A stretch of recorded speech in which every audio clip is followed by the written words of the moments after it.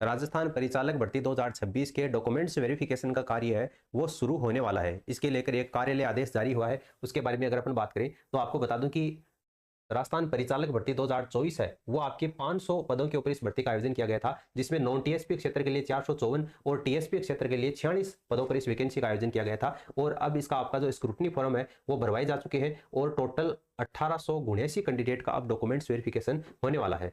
तो आपका जो डॉक्यूमेंट्स वेरिफिकेशन का कार्य है वो आपका 6 अप्रैल से शुरू हो जाएगा। 6 अप्रैल से लेकर 21 अप्रैल के बीच में, ठीक है, सुबह 10 बजे आपका डॉक्यूमेंट्स वेरिफिकेशन का कार्य शुरू होगा। और कहां पर होगा? राजस्थान राज्य पथ परिवहन निगम मुख्यालय, परिवहन मार्ग, चोमू हाउस, जयपुर में आपके डॉक्यूमेंट्स वेरिफिकेशन का कार्य शुरू होगा। तो आपको कौन कौन से डॉक्यूमेंट्स लेकर जाने हैं वो भी आप इस लिस्ट में दे सकते हैं। और तिथिवार, हर एक कैंडिडेट की तिथिवार ये लिस्ट जारी की गई है, कौन से कैंडिडेट का जो डॉक्यूमेंट्स वेरिफिकेशन है वो कब होगा। कंप्लीट जो सूची है वो इस लिस्ट में दी गई है और ये लिस्ट आपको हमारे टेलीग्राम चैनल के ऊपर प्रोवाइड करवाई जा चुकी है। आप हमारे टेलीग्राम चैनल को ज्वाइन कर लीजिए, उसकी लिंक आपको नीचे कमेंट सेक्शन में दे रखी है। यहाँ पर कुछ महत्वपूर्ण बिंदु हैं जिसका आपको ध्यान रखना है जब आप डॉक्यूमेंट्स वेरिफिकेशन करवाने जाए उस समय। तो यहाँ पर सबसे पहले आपको ध्यान देना है कि जो विज्ञप्ति है परिचालक भर्ती 2024 की, उस विज्ञप्ति को आपको अच्छी तरीके से पढ़ लेना है, ठीक है। उसके बाद में आपका जो स्क्रूटनी फॉर्म है उसके साथ में जितने भी दस्तावेज आपने लगाए हैं उन सभी दस्तावेजों की सेल्फ अटेस्टेड 2 सेट आपको बनाकर लेकर जाने हैं। इसके अलावा जो आपकी शैक्षणिक योग्यता, जो आपने स्क्रूटनी फॉर्म भरते समय जितने भी शैक्षणिक योग्यता के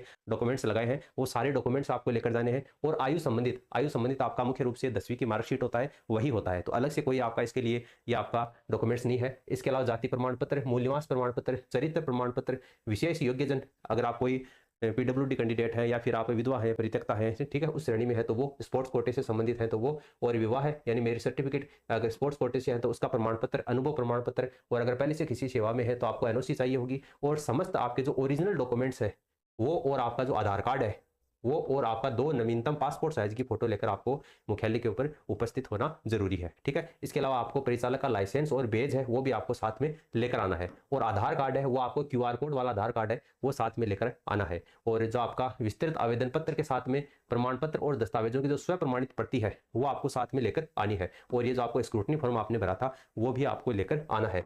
ये परिचालक भर्ती, इसमें ये जो चेकलिस्ट है वो आपको खुद से बननी है, ठीक है। इसमें क्या करना है, यहाँ पर आपको आपकी फोटो लगानी है, इस फोटो को सेल्फ अटेस्टेड करना है। आधे साइन है वो ऊपर करने हैं और आधे साइन है वो फोटो के नीचे करने हैं। इस तरीके से आपको सेल्फ अटेस्टेड करना है। आपका नाम लिखना है, यहाँ पर इंग्लिश में कैपिटल लेटर में आपका नाम लिखना है, ठीक है। उसके बाद में आपकी डेट ऑफ बर्थ है, आपकी मोबाइल नंबर है, आपकी ईमेल आईडी लिखनी है, सही ईमेल आईडी लिखनी है, गलत नहीं लिखनी है, ठीक है। उसके बाद में रोल नंबर है और मेल और फीमेल जो भी आप हैं उसमें आपको सिलेक्ट करना है। और 1 जनवरी 2026 को आप कितने साल, कितने महीने और कितने दिन के हैं वो आपको यहाँ पर लिखना है। अगर नहीं पता है तो आप नीचे कमेंट करके बता देना, मैं आपको ये कैलकुलेट करके बता दूंगा। इसके बाद में आपको क्या करना है, आपने जो स्क्रूटनी फॉर्म भरा है वो स्क्रूटनी फॉर्म की प्रति आपको यहाँ पर लगानी है। यहाँ पर हाँ लिखना है, किस तारीख को आपने भरा था वो लिखना है, और पृष्ठ संख्या है वो आपको लिखनी है, ठीक है। यानी उसमें कितने पेज हैं, 1 से लेकर, अगर वो 10 पेज का है तो 1 से लेकर 10 आपको यहाँ पर लिखना है। इसके अलावा 10वीं की जो अंक तालिका और प्रमाण पत्र है वो आपको लगाना है। और अन्य शैक्षणिक जो प्रमाण पत्र है यानी 10वीं के साथ में आपने और कौन कौन से डॉक्यूमेंट लगाए थे स्क्रूटनी फॉर्म में, जैसे 12वीं की, कॉलेज की वगैरह लगाई थी तो वो सारे डॉक्यूमेंट आपको लगाने हैं। इसके अलावा परिचालक लाइसेंस और जो बेज है वो आपको इसमें लगाना है। और मूल निवास प्रमाण पत्र लगाना है। SC ST OBC जो भी जिस भी कैटेगरी से आप संबंधित रखते हैं उसका आपको यहाँ पर जाति प्रमाण पत्र है वो लगाना है। और अगर आप किसी अन्य श्रेणी में आते हैं, अन्य श्रेणी का मतलब क्या है, जैसे कोई विधवा है, परित्यक्ता है, स्पोर्ट्स कोटे से संबंधित है, कोई विशेष योग्य जन है, दिव्यांग जन श्रेणी में है, तो उससे संबंधित जो भी प्रमाण पत्र है वो आपको लिखना है। और अगर नहीं है तो आपको यहाँ पर ना लिख देना है, ठीक है। और चरित्र प्रमाण पत्र है, अंतिम शैक्षणिक संस्थान से द्वारा जो चरित्र प्रमाण पत्र है वो आपको लेकर जाना है। अब देखिए, अंतिम संस्थान के द्वारा जारी जो चरित्र प्रमाण पत्र है वो हर एक भर्ती के डॉक्यूमेंट्स वेरिफिकेशन में मांगा जाता है। अभी अपन ने देखा है कि चतुर्थ श्रेणी कर्मचारी के जो डॉक्यूमेंट्स वेरिफिकेशन का कार्य चल रहा है उसमें भी ये अंतिम संस्थान के द्वारा जारी चरित्र प्रमाण पत्र है, ये अति महत्वपूर्ण है। तो इसकी आपको फोटोकॉपी जमा करवानी है, ये ओरिजिनल जमा नहीं करवाना है, क्योंकि ये एक ही बार बनता है, ठीक है, बार बार नहीं बनता है। तो किसी भी भर्ती का डॉक्यूमेंट्स वेरिफिकेशन हो तो इसकी ये फोटोकॉपी जमा करवानी होती है, ओरिजिनल जमा नहीं होता। जबकि 2 मूल चरित्र प्रमाण पत्र जो अलग अलग राजपत्रित अधिकारियों के द्वारा जारी चरित्र प्रमाण पत्र बनते हैं ये ओरिजिनल जमा होते हैं, ठीक है। तो ये आपको बनवानी है। और दहेज संबंधी जो घोषणा पत्र है 50 रुपए के स्टाम्प के ऊपर, ये आपको बनवाना है। और मैरिज सर्टिफिकेट, अगर आपकी शादी 22 मई 2006 से पहले हो चुकी है तो आपका मैरिज सर्टिफिकेट नहीं बनता है, तब आपको 50 रुपए के स्टाम्प के ऊपर नोटरी के द्वारा सत्यापित करवाना है। और अगर 22 मई 2006 के बाद में आपकी शादी हुई है तो आपको मेरी सर्टिफिकेट है वो यहाँ पर लगाना है। इसके अलावा संतान संबंधी घोषणा पत्र है वो भी 50 रुपए के स्टाम्प के ऊपर आपको लगाना है। और विधवा परित्यक्ता अभ्यर्थियों के द्वारा पुनर्विवाह किए जाने या नहीं किए जाने के संबंध में स्व हस्ताक्षरित घोषणा पत्र है वो आपको लगाना है।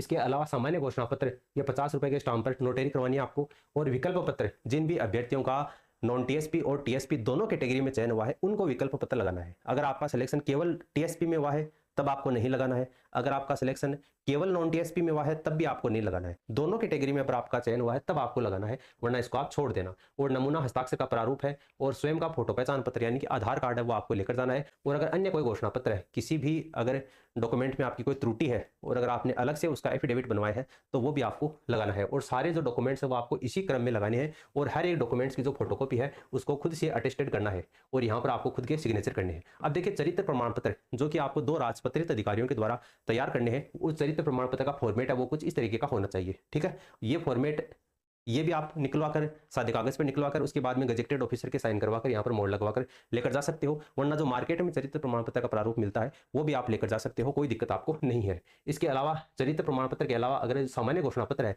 ये आपको 50 रुपए के स्टाम्प के ऊपर तैयार करवाना है ये फॉर्मेट।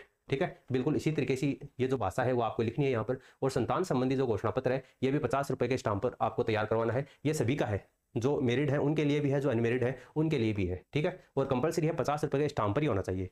और जो अविवाहित अभ्यर्थी है उनके द्वारा किया जाने वाला जो घोषणा पत्र है वो भी आपको यहाँ पर देना पड़ेगा। और विवाहित अभ्यर्थियों के द्वारा प्रस्तुत किया जाने वाला जो घोषणा पत्र है ये आपको देना है। ठीक है, इसके अलावा विधवा अभ्यर्थियों के द्वारा प्रस्तुत किया जाने वाला घोषणा पत्र है ये भी आपको 50 रुपए के स्टाम्प के ऊपर बनवाना है। यानी आपका जो विवाह है वो कब हुआ था, है ना, और विधवा अगर आप हो चुकी हैं तो किस तारीख से हुई है, इसी के संबंध में आपको ये देना था। और परित्यक्ता अभ्यर्थियों के द्वारा प्रस्तुत किया जाने वाला घोषणा पत्र है ये आपको बनवाना है, जो भी इस कैटेगरी से संबंधित है उनको। और मेरी सर्टिफिकेट जिनका विवाह है 22 मई 2006 से पहले हो चुका है उनके लिए घोषणा पत्र है ये बनवाना है। बाकी अभ्यर्थियों के लिए विवाह प्रमाण पत्र वो लेकर चले जाना। इसके अलावा जो नमूना हस्ताक्षर प्रारूप है ये आपको लेकर जाना है। ठीक है, हिंदी और इंग्लिश दोनों में पढ़ना है ये।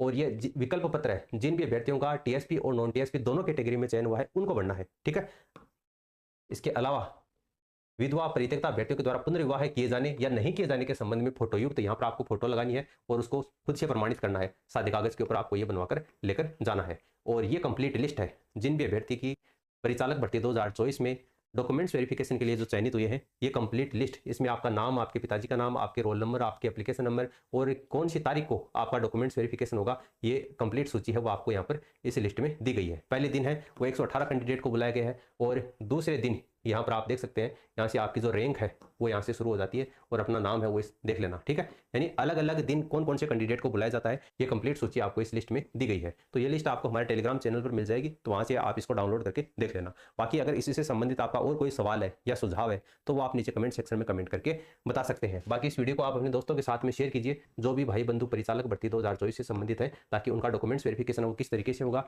कौन कौन से डॉक्यूमेंट्स उनको तैयार करवाने हैं, कैसे तैयार करवाने हैं वो भी देख सकें।